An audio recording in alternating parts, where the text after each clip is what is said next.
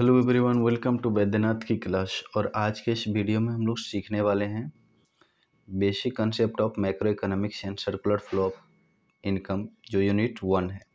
तो हम लोग सबसे पहले ये जान लेते हैं कि इस चैप्टर में हमें पढ़ना क्या क्या है। तो सबसे पहले जो इस चैप्टर में हमें पढ़ना है, introduction to macro economics, basic concept of macro economics, जिसमें फैक्टर ऑफ प्रोडक्शन के बारे में पढ़ेंगे, इंटरमीडिएट गुड्स क्या होता है, फाइनल गुड्स क्या होता है, इन्वेस्टमेंट क्या होता है, डेप्रिसिएशन क्या होता है, ठीक है, इनकम और उसके कौन कौन से टाइप्स होते हैं, स्टॉक क्या होता है, एंड फ्लो क्या होता है, and circular flow of income क्या होता है। इसके बारे में हम लोग इस पूरे चैप्टर में पढ़ेंगे। तो सबसे पहले हम लोग समझते हैं इंट्रोडक्शन टू मैक्रो इकोनॉमिक्स, यानी एक सिंपल सा हम लोग समझेंगे कि मैक्रो इकोनॉमिक्स का मीनिंग क्या होता है। ठीक है, तो सबसे पहले हम लोग ये देखते हैं कि macroeconomics is the study of aggregate और average covering of the entire economy. यानी कि यहाँ पे एक वर्ड आया है जिसका क्या नाम है, entire economy. Entire economy means क्या होता है कि जब कभी भी हम लोग बात करेंगे तो पूरे इकोनॉमी की बात करेंगे। ठीक है, इससे पहले आपने 11th क्लास में देखा होगा कि जब कभी भी आप बात करते थे तो किसी इंडिविजुअल के बारे में बात करते थे। ठीक है, कि उसका कैसे मैक्सिमम सेटिस्फेक्शन कैसे मिलेगा, या फिर वो कैसे अपने आउटपुट को इंक्रीज कर सकता है। तो ये सब क्या था, ये हम लोग पढ़े थे 11th क्लास में MICR में। ठीक है, जो किसी इंडिविजुअल के बारे में। लेकिन यहाँ पे हम लोग क्या करेंगे, यहाँ पे जो हम लोग सीखेंगे, यहाँ पे हम लोग सीखेंगे कि पूरे इकोनॉमी के बारे में, यानी इंटायर इकोनॉमी के बारे में बात करेंगे। ठीक है, अब देखो, it derives from the Greek word macros, MAKROS। ये जो है कहाँ से आया था, तो एक ग्रीक वर्ड है जिसका क्या नाम है, MAKROS, MAKROS। ठीक है, ये एक ग्रीक वर्ड से आया था जिसका नाम है MAKROS, मैक्रोज, जिसका क्या मतलब होता है, जिसका मतलब होता है लार्ज, यानी कि बहुत बड़ा। ठीक है, तो ये समझ में आ गया होगा कि ये ग्रीक वर्ड से लिया गया है जिसका मतलब होता है लार्ज, यानी बहुत बड़ा।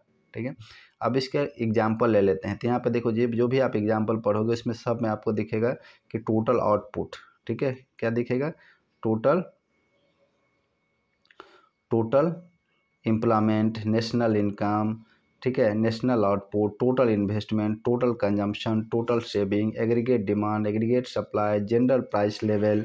ठीक है, ये सब क्या है, इसके एग्जाम्पल है। यानी ये जो आपका वेरिएबल है, ठीक है, ये जो वेरिएबल है ये इंटायर इकोनॉमी के बारे में बताता है।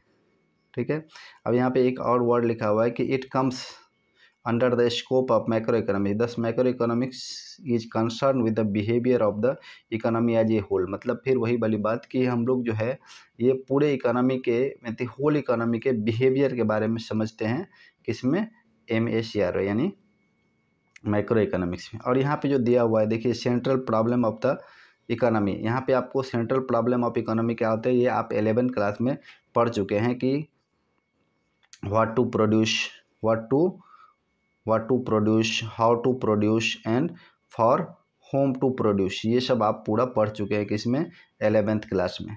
ठीक है, तो यहाँ पे जो सेंट्रल प्रॉब्लम ऑफ जो भी इकोनॉमी होता है वो determination of income and employment के थ्रू होता है, अगर हम उसको पूरा इकोनॉमी एज ए होल देखें तो। और इसका जो है aggregate demand and aggregate supply क्या है, इसका मेन टूल है।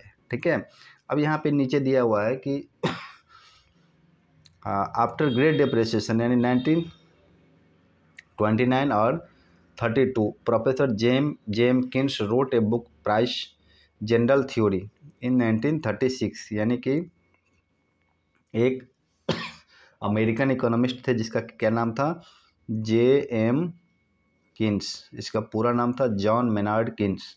ठीक है, तो ये जो 1929 में जो USA में एक आर्थिक मंदी आया था, ठीक है, USA में एक आर्थिक मंदी आया था जिसको ओवरकम करने के लिए एक बहुत ही बड़े इकोनॉमिस्ट थे जिसका क्या नाम था, जॉन मेनार्ड किन्स।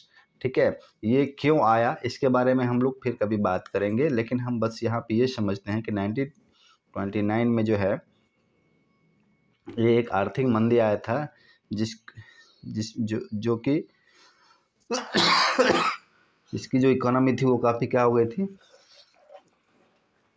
कोलैप्स कर गई थी। यानी अमेरिकन इकोनॉमी क्या हो गई थी, कोलैप्स कर गई थी। और उसको ओवरकम, यानी कि ये जो आर्थिक मंदी थी उसको ओवरकम करने के लिए एक इकोनॉमिस्ट थे जिसका कि नाम था जॉन मेनार्ड किन्स। उन्होंने एक बुक लिखा जिसका क्या नाम था जनरल थ्योरी, ठीक है, और ये कब पब्लिश हुआ 1939 में, ठीक है। तो कुल मिला के यही आपका माइक्रो इकोनॉमिक्स का बेसिक कॉन्सेप्ट था कि ये लिया गया है, एक ग्रीक वर्ड है जिसका कि क्या नाम है MAKROS, ठीक है, जिसका क्या मीनिंग होता है, जिसका मीनिंग होता है लार्ज, ठीक है। और इसमें हम लोग बात करते हैं aggregate economy as a whole, और इसका जो मेन टूल है वो क्या है, इसका मेन टूल है aggregate demand and aggregate supply. तो आई होप कि आपको ये समझ में आया होगा कि what is the meaning of micro economics. Next video में हम लोग बात करने वाले हैं what is the difference between micro economics and macro economics, ठीक है, यानी MICRO और MSCRO में क्या डिफरेंस होता है। तो आई होप कि आपको बेसिक कॉन्सेप्ट समझ में आया होगा। So thanks for watching, have a great day ahead.